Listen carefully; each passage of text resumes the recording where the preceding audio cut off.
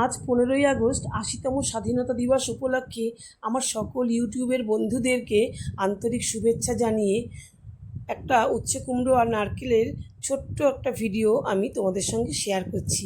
নিয়েছি দেখো উচ্ছে হাফ করে কেটে নিয়েছি, আর কুমড়ো নিয়েছি, আর নিয়েছি এখানে নারকেল। কুমড়োটাকেও ডুমো ডুমো করে কেটে নিয়েছি, আর একদম একটা নারকেলের হাফ মালা কুড়িয়ে নিয়েছি। এভাবে দেখো একদম পতাকার কালারটা হয়েছে।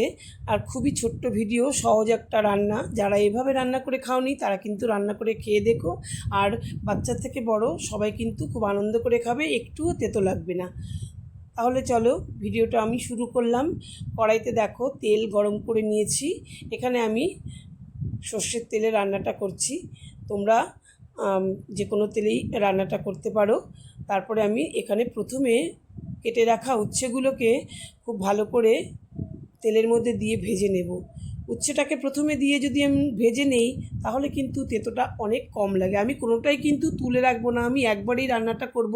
মাত্র 5 থেকে 6 মিনিটের মধ্যেই কিন্তু এই রান্নাটা হয়ে যাবে, আর খেতে কিন্তু দুর্দান্ত লাগবে। একবার এরকমভাবে করে দেখো, বাচ্চাদের করে দিও, তাহলে কিন্তু ওরাও কিন্তু যারা উচ্ছে খায় না তারা কিন্তু চটপট খেয়ে নেবে।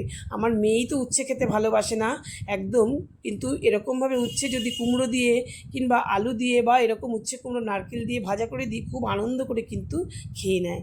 উচ্ছেটাকে দেখো আমি সামান্য নুন দিয়ে একটুখানি ভেজে নিচ্ছি। ততক্ষণেই আমি এটাকে ভাজা করছি, যতক্ষণ একটু গায়ে একটু কালারটা না আসে ততক্ষণ পর্যন্তই ভাজা করে নেব। মানে একদম নরম করব না, শুধু একটু কালারটা চেঞ্জ হবে। দেখো চেঞ্জ হয়ে গেছে কালারটা, ভাজতে ভাজতে একটু গায়ে কালারটা চেঞ্জ হয়ে গেছে। এই সময় পর্যন্ত ভেজে আমি দেখো সেদ্ধ হয়ে গেছে মোটামুটি, আর ভাজাটা অনেকটা হয়ে গেছে।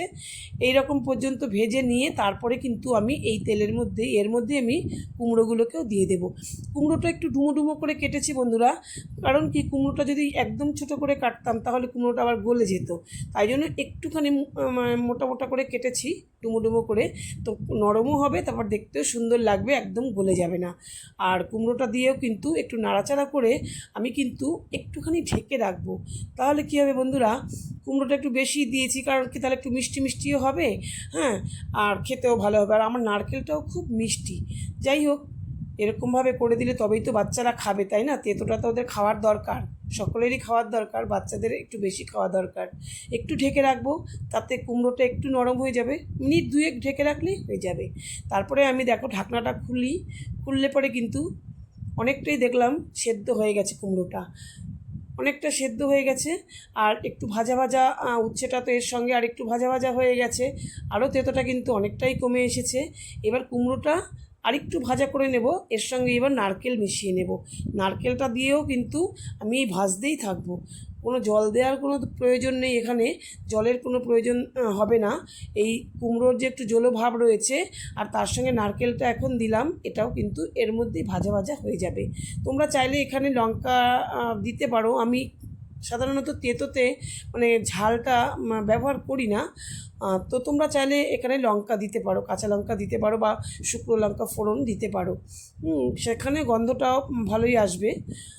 তো আমি নারকেলটাকে দিয়ে খুব ভালো করে ভাজা করে নেব, যতক্ষণ পর্যন্ত না নারকেলটা একদম একটু লালচে কালার আসছে ততক্ষণ পর্যন্ত কিন্তু নারকেলটা একটু ভাজতে হবে। নারকেলটারও যখন দেখবে খুব একটা মিষ্টি সুগন্ধ বেরোচ্ছে, সেই সময় পর্যন্ত নারকেলটা ভাজলে ওর সঙ্গে উচ্ছেটাও ভাজা হয়ে যাচ্ছে, আর তার সঙ্গে কুমড়োটাও নরম হয়ে যাচ্ছে। আর দিয়ে দিলাম কিন্তু আমি সামান্য এখন নুন। আমি কিন্তু সেই প্রথমে যখন উচ্ছে ভাজার সময় সামান্য নুন দিয়েছিলাম, কুমড়ো ভাজার সময় কিন্তু আর নুন দেইনি, ওই নুনটা ওই জন্য এখন পরে দিলাম। নুন আর সামান্য হলুদ দিলাম একটু কালারের জন্য। এবার আর কিছু দেওয়ারই প্রয়োজন পড়বে না, এতেই কিন্তু একদম থালার মানে অর্ধেক ভাত তো এটা দিয়ে খাওয়া হয়ে গেছেই সকলেরই আমাদের বাড়িতে।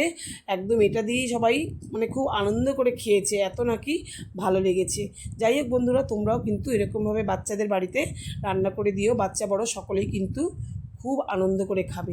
দেখো আমার ভাজাটা কিন্তু লাল লাল হয়ে এসছে নারকেলটা। এবার কিন্তু আমি এটা, কুমড়োটাও সেদ্ধ হয়ে গেছে, ভালোভাবে নরম হয়ে গেছে, আমি এটা নামিয়ে ফেলবো। এবার একদম রেডি হয়ে গেছে। আশা করি বন্ধুরা তোমরা পুরো ভিডিওটা দেখেছো। তোমাদের সকলকে কিন্তু আন্তরিক শুভেচ্ছা জানাই। তোমরা ভালো থেকো, সুস্থ থেকো, দেখা হবে পরবর্তী ভিডিওতে।